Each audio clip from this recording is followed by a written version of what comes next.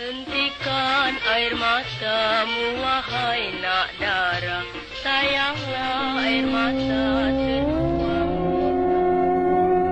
Assalamualaikum warahmatullahi wabarakatuh. Apa kabar Sobat Radio Lelembut? Semoga semuanya dalam keadaan sehat dan selalu diberi keberkahan rezeki. Episode kali ini, Kang Totok akan membawakan sebuah cerita yang berjudul Darsinah Sang Rentenir. Sebelum Kang Totok lanjutkan, alangkah lebih baiknya perkenalkan diri kalian dan dari mana kalian berasal, tulis di kolom komentar tentunya agar Kang Totok lebih dekat dengan kalian. Baik, tanpa berlama-lama kita masuk ke ceritanya.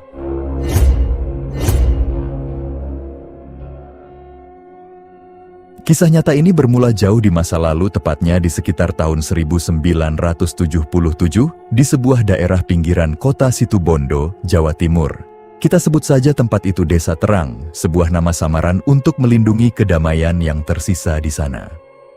Untuk memahami kengerian yang terjadi, kita harus melempar ingatan pada atmosfer Desa Terang di tahun itu. Jangan bayangkan kondisi yang terang benderang seperti sekarang. Kala itu, aliran listrik PLN belum menyentuh pelosok desa. Tidak ada lampu neon, apalagi lampu jalan yang berjejer rapi. Ketika matahari terbenam, desa itu tenggelam dalam gulita yang pekat. Jarak pandang menjadi sangat terbatas. Penerangan warga murni hanya mengandalkan lampu teplek, lampu damar, atau lampu petromax bagi segelintir warga yang berada. Namun di balik keterbatasan itu, kehidupan warga sebenarnya sangat sederhana dan guyup. Sejak pagi hingga sore, suasana desa selalu hidup. Orang-orang sibuk di sawah atau berdagang di pasar. Anak-anak berlarian di tanah lapang, bermain layangan dan kelereng dengan riang. Tetapi, begitu semburat merah matahari mulai tenggelam dan suara azan maghrib berkumandang, seluruh aktivitas di luar rumah mendadak berhenti total. Jalanan kampung seketika sunyi. Warga lebih memilih berkumpul di dalam rumah, mengobrol hangat dalam dekapan temaram lampu minyak. Di tengah komunitas yang guyup itu, hiduplah seorang wanita paruh baya berusia sekitar 50 tahunan. Warga memanggilnya Ibu Darsinah. Statusnya saat itu adalah seorang janda yang hidup sebatang kara, tanpa suami maupun anak. Satu hal yang dipahami warga, Ibu Darsinah bukanlah orang asli sana. Dia adalah seorang pendatang. Tidak ada satupun warga yang tahu pasti bagaimana sejarah masa lalu wanita itu sebelum menapakkan kaki di Desa Terang. Hal ini memicu desas-desus liar. Ada yang berbisik bahwa Ibu Darsinah pindah dari kota lain karena konflik keluarga, atau mungkin sedang melarikan diri dari masa lalunya yang kelam. Anehnya, sebagai pendatang sebatang kara, Ibu Darsinah memiliki banyak uang. Dia mengontrak sebuah rumah yang terbilang sangat layak di tengah-tengah kampung. Penampilannya pun selalu mencolok dan kontras dengan kesederhanaan warga sekitar. Ibu Darsinah selalu tampil rapi mengenakan kebaya dengan rambut yang digelung anggun. Yang paling menarik perhatian adalah perhiasan emas yang melekat di tubuhnya. Gelang-gelang emas berkerincing di pergelangan tangannya, kalung, hingga cincin yang berkilau, seolah sengaja dipamerkan. Pekerjaan asli Ibu Darsinah akhirnya terkuak. Dia adalah seorang rentenir. Dia meminjamkan uang kepada warga dengan bunga yang sangat mencekik. Mengapa warga Desa Terang mau meminjam kepadanya? Jawabannya klasik, terpaksa. Perekonomian warga di tahun 1977 rata-rata berada di kelas menengah ke bawah. Mayoritas dari mereka hanyalah buruh tani atau pedagang kecil yang pendapatannya tak menentu. Zaman itu serba susah. Ketika musim panen belum tiba, warga kerap dirundung kebingungan. Sementara itu, jarak ke bank sangat jauh dan syarat administrasi yang diminta terlampau rumit. Satu-satunya solusi cepat dan tanpa syarat bertele-tele hanyalah melangkah ke rumah Ibu Darsinah. Warga yang terdesak akan mengetuk pintunya dan mengiba. "Bu, saya butuh uang untuk bayar sekolah anak." Ibu Darsinah biasanya akan menyahut dengan nada dingin, "Ya, boleh saja. Tapi bunganya sekian ya, temponya sekian, jangan sampai telat. Kalau telat sehari, bunganya bisa naik."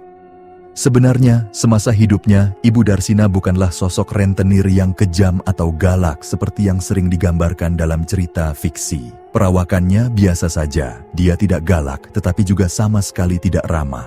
Tutur katanya selalu seperlunya, tegas dengan tatapan mata yang selalu tajam menghunjam. Jika tiba waktunya menagih utang, dia akan mendatangi rumah si berutang. Uniknya, dia tidak akan berteriak-teriak atau mengamuk. Ibu Darsinah hanya akan duduk diam di teras rumah tersebut, menunggu dengan sabar sampai si pemilik rumah keluar. Jika si berutang memang tidak bisa melunasi hari itu, mereka wajib membayar bunga atau dendanya. Ritual menunggu di teras ini akan dia lakukan setiap hari tanpa absen, sampai utang tersebut benar-benar lunas. Metode penagihan yang sunyi namun menekan inilah yang membuat warga luar biasa segan sekaligus takut kepadanya. Ibu Darsina adalah sosok yang disegani karena uangnya, namun sama sekali tidak disukai karena profesinya. Waktu pun bergulir hingga usia Ibu Darsina menginjak kepala 6. Di usianya yang sekitar 60-an itu, sebuah keanehan terjadi pada suatu hari. Sejak pagi hingga sore, rumah kontrakannya tampak sunyi senyap. Pintu rumahnya tertutup rapat. Kejanggalan ini mulai memicu kecurigaan warga. Sungguh tumben, Ibu Darsina tidak terlihat berkeliling kampung untuk menagih utang seperti biasanya. Sore itu pun teras rumahnya kosong. Padahal biasanya dia selalu duduk di sana sambil nginang mengunyah sirih. Selepas maghrib, rasa penasaran warga berubah menjadi kekhawatiran. Beberapa tetangga memberanikan diri mendekat dan mengetuk pintu rumahnya. Tidak ada jawaban. Sunyi. Merasa ada yang tidak beres, warga berinisiatif untuk mendobrak pintu kayu tersebut. Begitu pintu terbuka, sebuah pemandangan mengejutkan menyambut mereka di ruang tengah. Ibu Darsina ditemukan sudah terbujur kaku, meninggal dunia. Jasadnya tergeletak begitu saja. Tidak ada tanda-tanda bahwa dia sakit sebelumnya, dan tidak ada pula bekas kekerasan di tubuhnya. Dia meninggal begitu saja secara mendadak. Karena Ibu Darsina hidup sebatang kara dan tidak memiliki sanak saudara yang bisa dihubungi, Ketua RT beserta para sesepuh kampung segera turun tangan. Mereka bersepakat untuk mengurus jenazahnya. Namun, kendala muncul karena jasadnya ditemukan saat hari sudah malam. Di zaman dulu, menguburkan jenazah pada malam hari di kampung yang gelap gulita tanpa listrik adalah hal yang sangat dihindari, kecuali dalam kondisi yang benar-benar darurat. Akhirnya, diputuskanlah bahwa pemakaman akan dilaksanakan keesokan harinya. Jasad Ibu Darsina kemudian dipindahkan ke ruang tamu, dibaringkan di atas sebuah dipan kayu. Tubuhnya ditutup dengan kain jarik, kain batik panjang. Di sekeliling dipan diletakkan beberapa lampu damar sebagai penerangan. Malam itu para warga pria dan beberapa ibu-ibu berkumpul di rumah tersebut untuk melakukan lek-lekan atau begadang menjaga jenazah.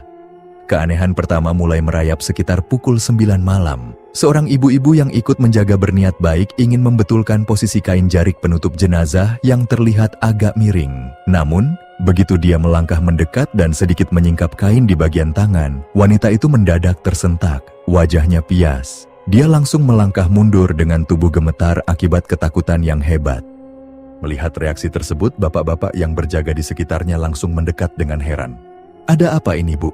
tanya salah satu dari mereka. Rasa penasaran membuat mereka membuka kain penutup itu sedikit lebih lebar. Seketika, bulu kuduk semua orang yang berada di ruangan itu berdiri. Di atas kulit jenazah Ibu Darsina mulai tumbuh bulu-bulu yang aneh. Itu bukan bulu halus layaknya manusia biasa, melainkan bulu yang hitam, tebal, dan sangat kasar. Teksturnya bisa dipastikan menyerupai bulu hewan, seperti bulu kera atau babi hutan. Pertumbuhannya tidak merata, ada yang tumbuh sangat lebat di daerah lengan, bercak-bercak hitam di bagian leher, bahkan beberapa helai bulu panjang tampak mencuat di sekitar wajahnya. Wajah jenazah Ibu Darsina malam itu terlihat sangat mengerikan. Kedua matanya enggan terpejam sempurna, menyisakan sedikit pandangan yang melotot. Beberapa warga bahkan menyadari bahwa mulutnya tampak kaku dengan ekspresi wajah yang menegang, menyerupai raut wajah seseorang yang sedang menahan amarah hebat. Kulitnya yang biasanya kuning langsat kini berubah pucat keabu-abuan layaknya mayat yang tak wajar.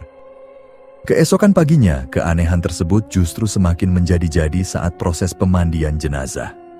Para ibu-ibu yang bertugas memandikan jasad Ibu Darsina bekerja dengan tangan yang gemetar hebat.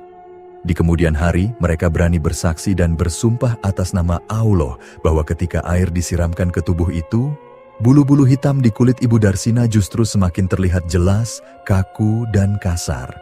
Tidak hanya itu, aroma yang menguar dari jenazah bukanlah bau mayat pada umumnya. Ada perpaduan bau apek yang menyengat seperti bau babi hutan, bercampur dengan aroma anyir yang pekat. Dalam sekejap, desas-desus pun menyebar liar dari mulut ke mulut.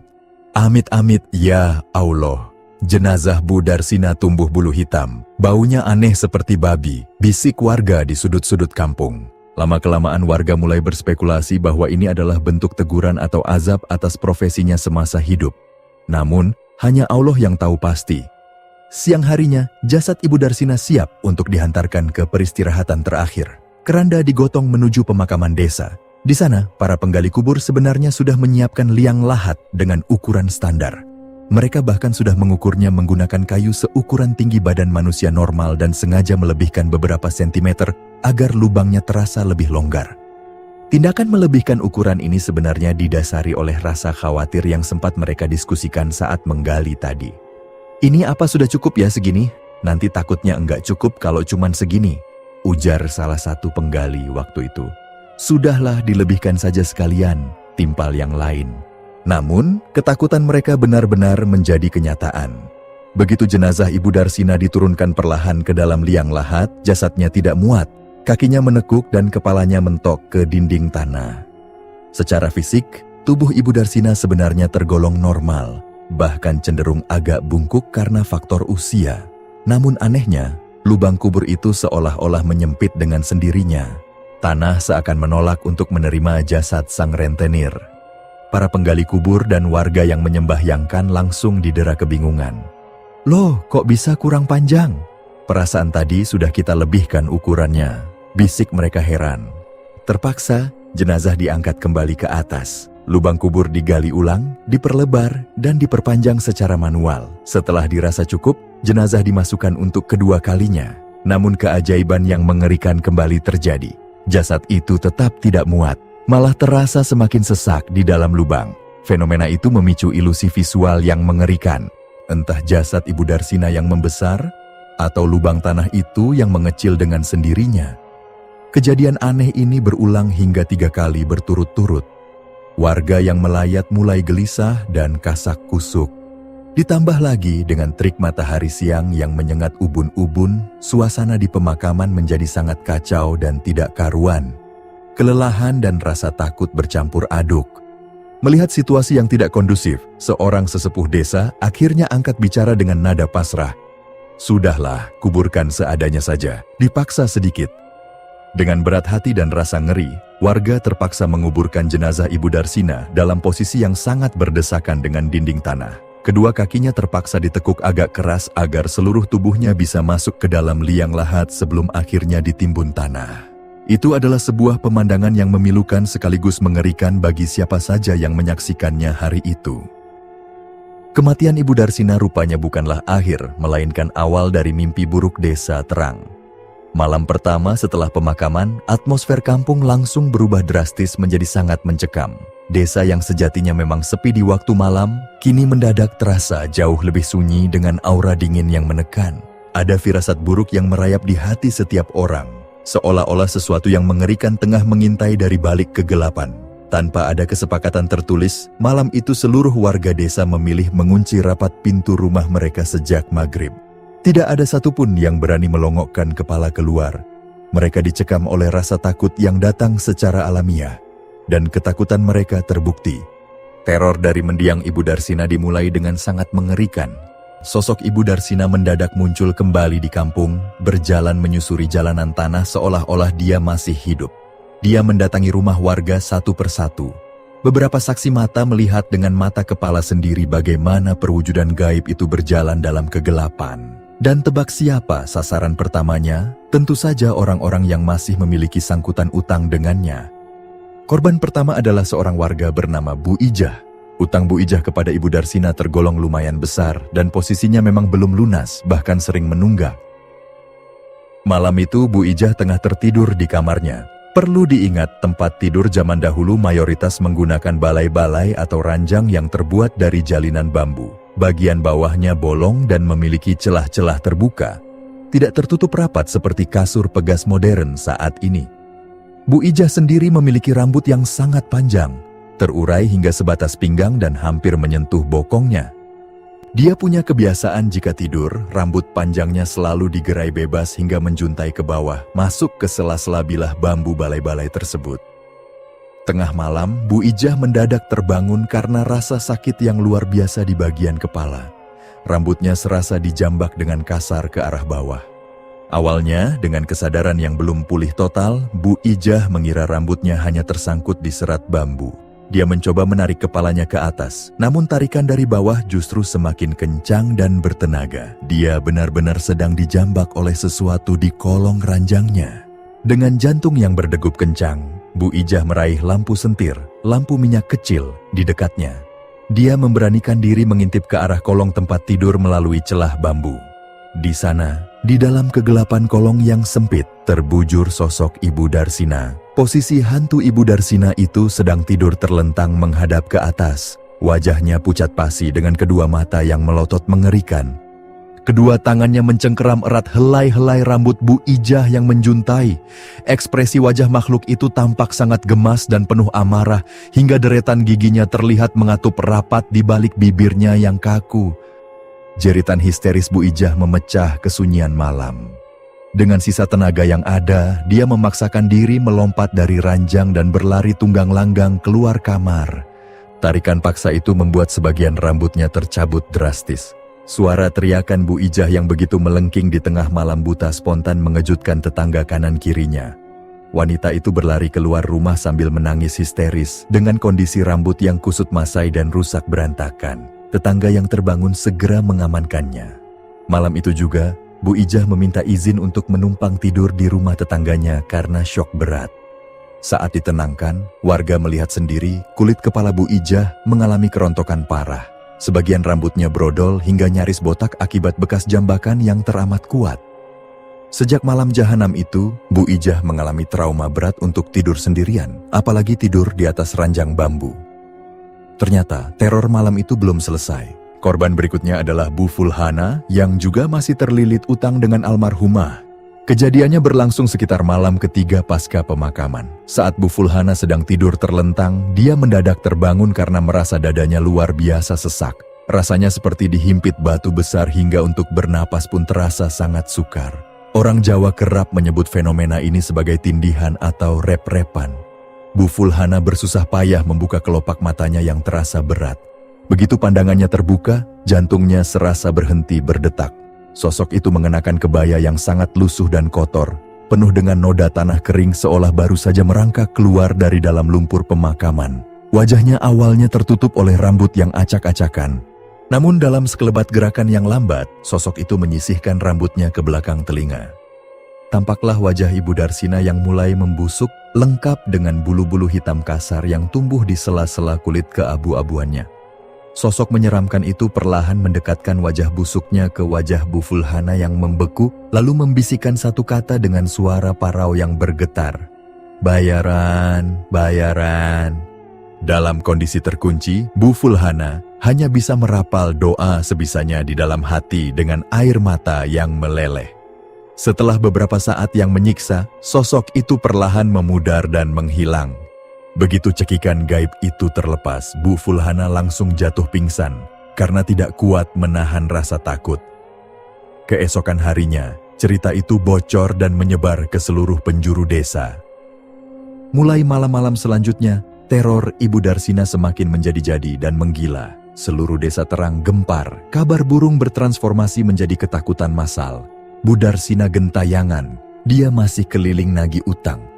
Selama 40 hari penuh sejak kematiannya, denyut nadi kehidupan desa terang seolah lumpuh total di malam hari. Selepas maghrib, pintu-pintu dikunci berlapis, jendela ditutup rapat-rapat. Kedamaian desa telah tercerabut, digantikan oleh cekaman mistis yang tebal. Nahasnya, ketakutan warga terbukti meluas. Arwah Ibu Darsina rupanya tidak pandang bulu. Dia tidak hanya meneror orang-orang yang berutang kepadanya. Warga yang sama sekali tidak memiliki urusan piutang atau sangkut paut dengannya pun turut menjadi korban keisengannya. Pernah suatu malam, giliran bapak-bapak yang mendapat giliran jaga di pos ronda yang menjadi sasaran. Karena situasi desa yang sedang tidak kondusif akibat isu gentayangan tersebut, bapak-bapak dipaksa untuk memperketat penjagaan malam demi menjaga moral warga. Untuk mengusir rasa kantuk dan ketakutan yang merayap, mereka bermain kartu domino di bawah temaram lampu Petromax pos ronda. Di tengah permainan, salah satu bapak-bapak mendadak merasa kebelet pipis. Karena dirundung rasa takut, dia mencoba mengajak temannya untuk menemani. Namun, tidak ada satupun yang mau beranjak dari pos ronda. Karena sudah tidak tahan, pria itu terpaksa pergi sendirian. Dia menyalakan senter dan berjalan ke arah pinggiran kebun yang terletak tepat di balik semak-semak, tidak jauh dari posisi pos ronda. Saat dia sedang asik membuang hajat kecil di kegelapan semak, dia tiba-tiba merasakan kehadiran seseorang. Ada sesosok tubuh yang berdiri tegak tepat di depannya dalam jarak yang sangat dekat. Mengira ada salah satu temannya dari pos ronda yang sengaja datang untuk menjahilinya, pria itu bertanya dengan nada santai, "Heh, siapa itu?" Sosok di depannya tetap bergeming dalam keheningan. Merasa ada yang ganjil, dia mengarahkan sorot senternya ke depan. Di bawah pendar cahaya lampu senter yang samar, dia bisa melihat sosok itu mengenakan baju kebaya dengan rambut yang terurai acak-acakan. Perasaan tidak enak langsung menyergap dadanya. Dia perlahan menggerakkan arah senter menyusuri tubuh sosok itu dari bawah ke atas. Mulai dari bagian kain bawahan, naik ke baju kebaya, hingga akhirnya sorot lampu senter itu tepat mengenai bagian wajah. Pria itu tercekat, napasnya tertahan di tenggorokan. Wajah sosok itu rata. Tidak ada mata, tidak ada hidung, dan tidak ada mulut. Hanya permukaan kulit kosong yang halus namun pucat. Meskipun wajahnya rata, dari postur tubuh, gelung rambut yang berantakan, serta kebaya yang dikenakan, pria itu tahu persis bahwa yang berdiri di hadapannya adalah perwujudan Ibu Darsina. Seketika, tangisan histeris dan teriakan ketakutan pecah dari mulut pria tersebut. Dia berbalik dan berlari sekencang-kencangnya tanpa memedulikan arah, hingga tubuhnya menabrak bangunan pos ronda dengan keras. Dia menghantam teman-temannya yang sedang asik bermain domino. Gelas-gelas kopi berjatuhan pecah dan kartu-kartu domino berhamburan berantakan di tanah. Tanpa perlu ada komando atau penjelasan lebih lanjut melihat kepanikan luar biasa dari rekan mereka, bapak-bapak di pos ronda itu langsung paham apa yang baru saja terjadi. Mereka berhamburan menyelamatkan diri masing-masing, lari tunggang langgang kembali ke rumah mereka. Malam itu, pos ronda kembali kosong melompong, meninggalkan kampung dalam kesunyian yang mencekam. Namun di antara seluruh kejadian mistis tersebut, kisah yang paling memancing rasa iba sekaligus ngeri adalah kejadian yang menimpa seorang anak kecil di desa itu yang bernama Suyid. Usia Suyid kala itu baru menginjak 7 atau 8 tahun. Dia adalah bocah yang masih sangat polos. Selama Ibu Darsina hidup, Suyid tidak pernah memiliki masalah apapun, tidak memiliki sangkutan utang, dan tentu saja tidak memiliki kesalahan satupun kepada wanita tua itu. Namun kemalangan malam itu nyatanya tetap memilih Suyid sebagai korban berikutnya. Sore itu, semburat merah di ufuk barat menandakan waktu maghrib akan segera tiba. Langit belum sepenuhnya gelap, namun atmosfer sunyi sudah mulai merayap di desa terang. Suyid berlari kencang masuk ke dalam rumah. Tangisannya pecah, sebuah tangisan jerit ketakutan yang sejadi-jadinya. Wajah bocah itu pias, pucat pasi tanpa darah. Tanpa babi bu, dia langsung menghambur dan memeluk ibunya dengan erat. Tubuhnya gemetar hebat. "Loh, kamu kenapa, Le?" tanya ibunya panik, mendekap erat putranya yang masih sesenggukan. Dengan sisa napasnya yang memburu dan kepolosan khas anak-anak, Suyid mulai bercerita. Katanya, saat sedang bermain di dekat rimbunan pohon pisang di samping rumah, dia tiba-tiba dipanggil oleh seorang nenek-nenek. Ketika Suyid menoleh, sosok nenek itu berdiri di balik pohon. Awalnya, nenek tersebut menutupi wajahnya dengan kedua belah tangan, seolah-olah mengajaknya bermain cilukbah. Tetapi, begitu kedua tangan itu dibuka, jantung bocah itu serasa copot. Wajah di balik tangan itu teramat menyeramkan. Sepasang matanya melotot tajam menghunjam, dan lidahnya menjulur panjang keluar dari mulut. Suyid yang ketakutan setengah mati hanya bisa menjerit parau, sebelum akhirnya membalikkan badan dan lari tunggang langgang. Di pelukan ibunya, Suyid menambahkan kalimat yang membuat darah sang ibu seketika berdesir dingin. "Itu loh bu, mbah yang rumahnya di tengah kampung itu." Mendengar penuturan polos anaknya, sang ibu langsung ngeh. Beliau paham betul siapa sosok nenek yang dimaksud. Tidak salah lagi, itu adalah perwujudan Ibu Darsina. Kabar tentang Suyid yang diteror segera menyebar. Kondisi satu kampung menjadi semakin gempar dan ketakutan. Situasi desa benar-benar sudah tidak kondusif. Warga menyadari bahwa arwah Ibu Darsina kini tidak lagi memandang bulu. Dia mulai mengganggu anak-anak kecil dan orang-orang yang sama sekali tidak memiliki hubungan atau kesalahan dengannya semasa hidup. Seiring berjalannya waktu, sebuah teror psikologis baru mulai disadari oleh warga. Muncul sebuah pantangan tidak tertulis yang sangat ditakuti.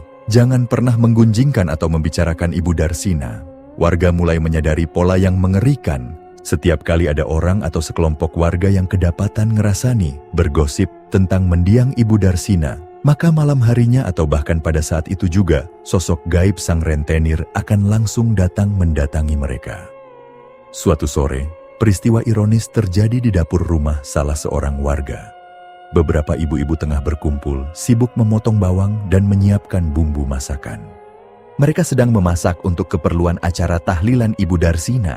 Acara doa tersebut terpaksa diadakan di rumah warga lain karena tidak ada satupun orang yang berani menginjakan kaki, apalagi menggelar acara di rumah kontrakan Ibu Darsina yang kosong.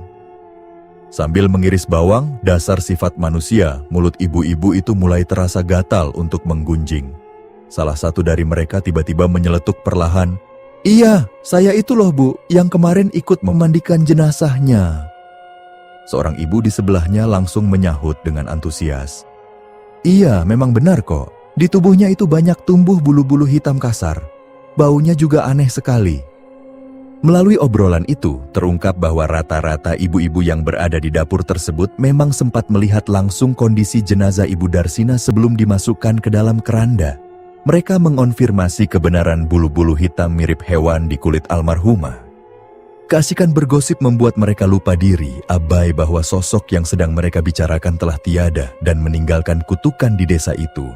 Namun, di tengah-tengah gelak tawa dan kasak kusuk yang seru, mendadak seluruh ruangan dapur menjadi hening. Dari arah luar yang sunyi, telinga mereka menangkap sebuah suara yang sangat asing namun jelas. Itu adalah suara kelintingan, bunyi lonceng kecil yang beradu, seolah-olah sedang tertiup angin. Padahal, di sekitar rumah itu tidak ada yang memelihara hewan peliharaan berlonceng dan tidak ada satupun hiasan lonceng angin yang terpasang. Seketika, seluruh aktivitas di dapur terhenti total. Tangan yang memegang pisau pemotong bawang mendadak kaku. Bulu kuduk mereka berdiri serempak. Mereka semua sadar, Ibu Darsina telah hadir di dekat mereka karena namanya baru saja disebut. Ibu-ibu itu hanya bisa saling pandang dalam kebisuan yang mencekam. Mereka terlalu takut untuk bergerak, bahkan untuk sekadar mengeluarkan sepatah kata pun dari tenggorokan terasa begitu berat. Ketegangan yang menyiksa itu baru mencair ketika dua orang bapak-bapak datang melangkah masuk ke dalam dapur sambil menggotong bakul berisi nasi yang baru saja matang dari rumah warga lainnya. Kehadiran para pria itu seolah memutus belenggu gaib yang mengikat. Begitu bapak-bapak itu masuk, ibu-ibu tersebut langsung mengembuskan napas lega, buru-buru menyudahi gosip mereka, dan diam-diam merapalkan doa meminta ampun agar tidak didatangi lagi. Di antara ketakutan masif yang melumpuhkan desa terang, ada satu pengecualian. Pengecualian itu bernama Pak Misto. Pak Misto adalah tipe warga yang terkenal nekat, keras kepala, atau dalam istilah lokal disebut mokong. Sejak awal teror Ibu Darsina menjadi buah bibir yang menakutkan, Pak Misto sama sekali tidak terpengaruh. Alih-alih bersembunyi di dalam rumah seperti warga lainnya, dia justru menunjukkan sikap yang terkesan menantang maut. Ketika warga desa didera ketakutan terhadap hantu dan demit, Pak Misto justru sebaliknya. Dia memiliki hobi yang terbilang nyeleneh dan tidak masuk akal sehat. Pada malam-malam tertentu, dia sengaja berjalan sendirian menuju kuburan desa. Kedatangannya ke sana bukan untuk berziarah, membersihkan makam, atau mendoakan para leluhur, melainkan murni hanya untuk nongkrong. Pak Misto penasaran setengah mati. Dia ingin membuktikan kebenaran takhayul. Mana sih yang namanya pocong itu? Seperti apa wujud kuntilanak? Kok aku tidak pernah lihat? Batinnya menantang. Dia sering duduk santai di atas salah satu nisan sendirian, mengisap rokoknya dalam-dalam di kegelapan malam, menunggu hingga ada penampakan yang muncul di hadapannya. Keberaniannya bukan isapan jempol semata. Pak Misto pernah bercerita bahwa suatu malam saat berjalan di tengah area pemakaman, dia melihat seorang perempuan muda berwajah mirip orang bule sedang duduk sendirian di bawah pohon besar. Pak Misto yang nekat bahkan sempat menyapa perempuan tersebut. Namun, saat sosok berwajah bule itu menoleh dengan tatapan mata melotot marah, wujudnya perlahan memudar dan menghilang, mirip seperti cahaya lampu Petromax yang perlahan meredup hingga padam. Bukannya kapok atau jera, pengalaman mistis itu justru membuat rasa penasaran Pak Misto semakin berlipat ganda. Saking beraninya, sebagian warga desa menganggap Pak Misto adalah orang sakti yang memiliki khodam atau ilmu kanuragan. Padahal keluarganya sendiri tahu betul bahwa Pak Misto sebenarnya tidak sakti. Dia hanya memiliki jalan pikiran yang agak miring dan nyeleneh, serta tidak punya rasa takut sama sekali terhadap hal-hal supranatural. Ketika teror Ibu Darsina semakin merajalela, sebuah ide gila mendadak melintas di kepala Pak Misto. Entah dorongan setan apa yang merasukinya, dia tiba-tiba mengumumkan kepada warga desa bahwa dia berniat memasang sebuah kentongan bambu persis di atas gundukan tanah kuburan Ibu Darsina. Kentongan itu rencananya akan dia letakkan tepat di atas batu nisannya. Tujuannya sangat sepele sekaligus memicu kemarahan. Dia hanya iseng ingin membuktikan jika memang arwah Ibu Darsina beneran gentayangan, berani tidak makhluk itu membunyikan kentongan yang dia pasang. Ide Pak Misto dianggap sebagai tindakan gila, berbahaya, dan tidak menghormati orang mati. Para sesepuh desa berbondong-bondong mendatangi rumahnya untuk memberi nasihat. "Sudahlah Misto, jangan aneh-aneh. Jangan main-main sama orang yang sudah meninggal. Bu Darsina itu wafatnya tidak wajar, jangan dipancing-pancing lagi," ujar seorang sesepuh dengan nada cemas. Bahkan, saking takutnya warga jika aksi nekat Pak Misto akan mendatangkan petaka yang lebih besar bagi desa, beberapa warga yang memiliki uang cukup rela melakukan patungan. Mereka mengumpulkan uang tarikan, lalu mendatangi Pak Misto dan menyodorkan sejumlah uang yang lumayan banyak. "Ini Misto, ini ada uang untuk beli rokokmu. Tolong, batalkan niatmu memasang kentongan itu. Kami ini setiap malam sudah ketakutan setengah mati. Jangan kamu tambah-tambah lagi masalahnya," pinta perwakilan warga memohon. Namun dasar Pak Misto, wataknya yang keras kepala bagai batu membuat dia menolak mentah-mentah uang sogokan tersebut. Semakin dia dilarang, rasa penasarannya justru semakin membubung tinggi. Dia tetap kukuh pada pendiriannya. Sebenarnya, sebelum Pak Misto benar-benar menancapkan kentongan tersebut di kuburan, sebuah peristiwa mengerikan sempat mendatangi dirinya. Kejadian ini seolah menjadi sebuah peringatan keras dari alam gaib agar dia mengurungkan niat gilanya. Malam itu, satu hari sebelum rencana pemasangan kentongan, Pak Misto tengah tidur terlelap di kamarnya. Suasana luar rumah sudah sunyi senyap karena waktu telah melewati tengah malam. Tiba-tiba, telinganya menangkap suara berisik yang aneh di dalam kamar. Pak Misto mengerutkan kening, lalu perlahan membuka kelopak matanya. Di sudut kamarnya yang remang-remang, hanya diterangi seberkas cahaya lampu minyak dari luar, berdiri sesosok pocong. Sosok terbungkus kain kafan putih itu berdiri diam membeku, menghadap lurus ke arah tempat tidurnya. Pak Misto sempat terkejut, namun rasa takutnya segera menguap berganti jengkel. Dia tidak berteriak, dia justru bangkit dari posisi tidurnya dan duduk tegak di atas kasur. Dalam benaknya yang nyeleneh, Pak Misto mengira pocong tersebut hanyalah ulah salah satu warga atau temannya yang berniat jahat untuk menjahilinya agar dia ketakutan. Pak Misto mendengus kesal. Dia mengabaikannya, membalikan badan membelakangi sudut kamar, lalu menarik selimut untuk melanjutkan tidurnya yang tertunda. Pocong itu dicuekin begitu saja. Namun baru beberapa saat dia mencoba memejamkan mata, sepasang tangan tak terlihat mendadak mencengkeram kedua pergelangan kakinya dengan kekuatan yang luar biasa. Kaki Pak Misto ditarik dengan satu sentakan kencang. Saking kuatnya tarikan itu, tubuh Pak Misto terseret dari atas kasur hingga jatuh terjerembab ke atas lantai tanah yang keras. Rasa sakit di tubuhnya seketika menyulut emosi Pak Misto. Dia bangkit berdiri dengan napas terengah-engah karena marah. Dia mendongakkan kepalanya, bersiap memaki siapapun yang telah berani menyeretnya. Namun, kata-kata makian itu mendadak tertahan di tenggorokan. Tepat di hadapannya, berdiri sosok Ibu Darsina. Untuk pertama kalinya dalam hidup seorang Pak Misto, rasa takut yang murni dan dingin merayap ke lubuk hatinya yang paling dalam. Sosok Ibu Darsina berdiri dengan rambut yang acak-acakan, kaku, menggumpal gimbal, dan dipenuhi noda kotoran tanah yang pekat persis seperti gelandangan atau orang gila yang tidak pernah menyentuh air selama bertahun-tahun. Kulit wajahnya pucat keabu-abuan, menunjukkan tanda-tanda pembusukan mayat yang mulai berjalan. Yang paling mengerikan, makhluk itu melotot tajam ke arah Pak Misto dengan tatapan yang syarat akan dendam membara sambil menyeringai lebar hingga memamerkan deretan giginya yang kaku. Meskipun dadanya didera rasa ngeri, ego dan harga diri Pak Misto yang merasa diinjak-injak karena telah diseret hingga jatuh dari tempat tidur membuat amarahnya kembali membakar kesadaran. Dengan tangan yang gemetar, dia meraba-raba permukaan lantai, mencari benda apa saja yang bisa dia gunakan sebagai senjata. Jemarinya menyentuh sebuah asbak yang terbuat dari potongan bambu tebal. Tanpa berpikir panjang, Pak Misto mencengkeram asbak tersebut dan melemparkannya sekuat tenaga ke arah wajah Ibu Darsina sambil berteriak murka. Asbak bambu itu melayang cepat, namun keanehan terjadi. Benda padat itu menembus begitu saja melewati kepala Ibu Darsina seolah menghantam udara kosong, lalu jatuh membentur dinding kamar. Bersamaan dengan jatuhnya asbak, sosok mengerikan itu seketika lenyap dari pandangan, menyisakan keheningan malam yang pekat. Bukannya kapok atau membatalkan niatnya setelah mendapat peringatan fisik yang nyata, kejadian malam itu justru membuat Pak Misto semakin jengkel dan menyimpan dendam pribadi pada arwah sang rentenir.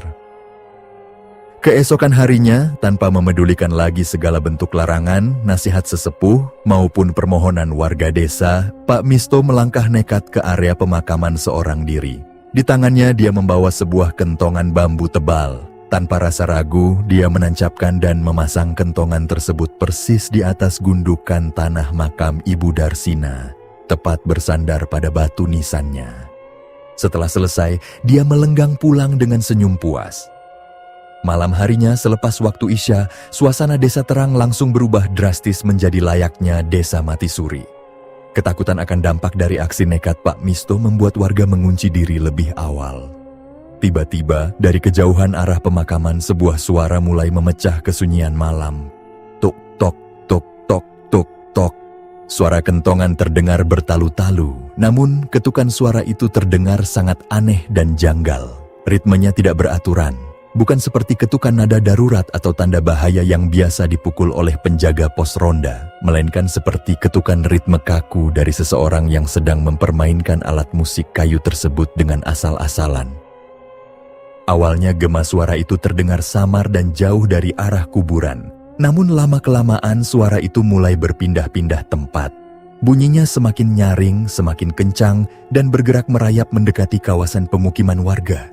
Setiap kali gema kayu itu mendekat dan melintasi dinding rumah warga, bulu kuduk seluruh anggota keluarga di dalam rumah berdiri serempak.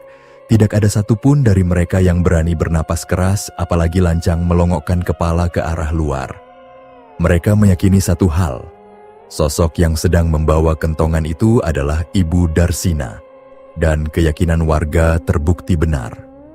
Berdasarkan kesaksian beberapa warga yang malam itu bernasib apes, mereka sempat memberanikan diri mengintip melalui celah sempit dinding bilah bambu rumah mereka. Di bawah temaram sisa cahaya malam, mereka melihat perwujudan Ibu Darsina tengah berjalan keliling kampung secara nyata. Dan anehnya, setiap kali sosok itu melangkah, suara kentongan gaib selalu menggema di sekitarnya. Cara berjalan makhluk itu pun tampak sangat tidak wajar. Langkah kakinya bergerak cepat namun kaku, dengan posisi tubuh yang sedikit membungkuk ke arah depan. Kedua lengannya lurus menegang ke bawah di samping badan, bergerak kaku tanpa melenggang layaknya cara berjalan manusia normal. Kepalanya bergerak patah-patah, menoleh ke kiri dan ke kanan dengan kaku, seolah-olah dia sedang mengabsen rumah warga satu persatu dan mencari mangsa baru. Yang paling membuat merinding adalah tingkat kepekaan arwah Ibu Darsina yang luar biasa tajam. Jika ada seorang warga yang nekat mengintip dari balik celah jendela atau lubang kecil dinding bambu, sosok Ibu Darsina seolah bisa merasakan tatapan tersebut. Dia akan mendadak menghentikan langkah kakinya, berdiri mematung di tengah jalan, lalu perlahan memutar kepalanya secara kaku untuk menatap lurus tepat ke arah lubang tempat warga tersebut mengintip. Mengetahui kemampuan mengerikan itu, warga desa akhirnya memilih pasrah, masuk ke dalam gulungan selimut rapat-rapat, dan berdoa agar malam segera berganti pagi. Teror kentongan maut itu terus berlanjut selama beberapa malam hingga akhirnya sebuah peristiwa besar menimpa sekelompok pemuda desa. Sebagaimana layaknya anak muda yang memiliki darah menggelegak, ada sisi penasaran sekaligus sikap sok jagoan di dalam diri mereka. 3 orang pemuda desa tergolong sebagai kelompok yang awalnya sama sekali tidak mempercayai cerita-cerita mistis yang beredar, termasuk wejangan dari orang-orang tua mereka. Mana mungkin orang yang sudah mati bisa berjalan keliling kampung membawa kentongan? Itu paling hanya ulah orang iseng yang kurang pekerjaan, ujar salah satu dari mereka meremehkan. Untuk membuktikan bahwa gosip itu salah, pada suatu malam yang ditentukan, ketiga pemuda ini sengaja berkumpul untuk mengadakan begadang di sebuah rumah kosong yang terletak di pinggiran desa. Rumah itu sudah bertahun-tahun ditinggalkan oleh pemiliknya, kondisinya telantar, dan pintu depannya sudah rusak jebol hingga tidak bisa dikunci. Tempat itu kerap menjadi area keluar masuk warga secara bebas. Kebetulan, malam itu cuaca sedang buruk. Hujan deras mengguyur bumi disertai angin kencang yang menderu dan sambaran petir yang sesekali menerangi langit. Awalnya, mereka sempat berniat membatalkan rencana begadang karena cuaca yang tidak bersahabat.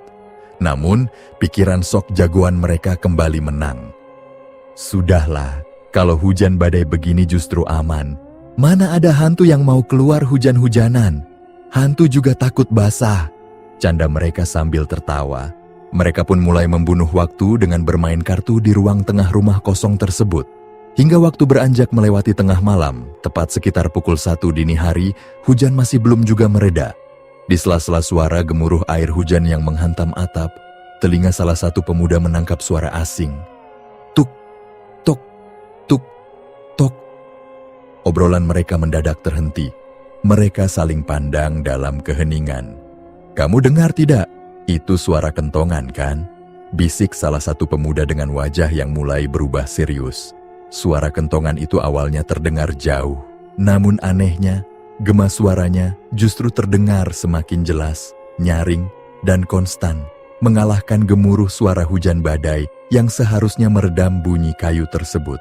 Rasa panik mulai merayap di dada ketiga pemuda itu.